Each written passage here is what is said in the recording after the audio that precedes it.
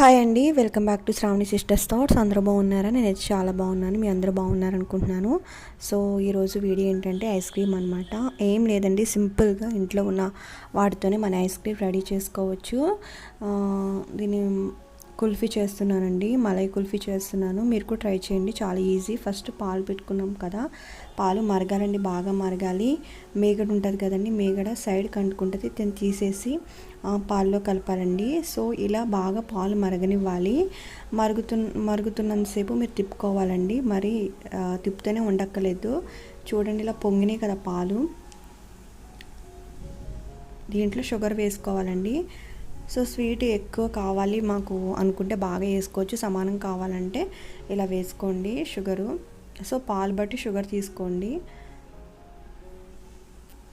చూడండి, షుగర్ కలిసేంత వరకు కలుసుకోవాలి. తర్వాత ఏంటంటే దీంట్లో మనము బాదము, జీడిపప్పు పొడి చేసుకుని మిక్సీ పట్టుకోవాలండి. సో మనం పొడి చేసుకున్నాం కదా, ఆ పొడి దీంట్లో వేసుకోవాలన్నమాట. సో చాలా టేస్ట్ వస్తుందండి ఇలా చేసుకుంటే.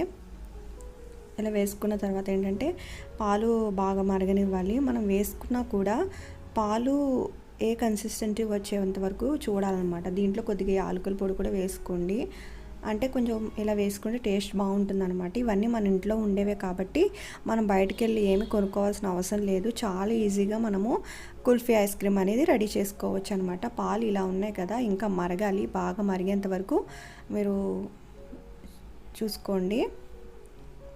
సో పాలు మరిగిపోయిన తర్వాత సో ఈ కన్సిస్టెన్సీ వచ్చేంత వరకు ఉంచుకున్న తర్వాత కట్టేసుకోండి. కట్టి స్టవ్ ఆఫ్ చేసేసి చల్లారాలి. చల్లారిన తర్వాత ఇలా కుల్ఫీ మోడ్ ఉంటుంది కదా, కుల్ఫీ మోడ్ తీసుకుని కుల్ఫీ మోడ్లో వేసుకోవాలన్నమాట.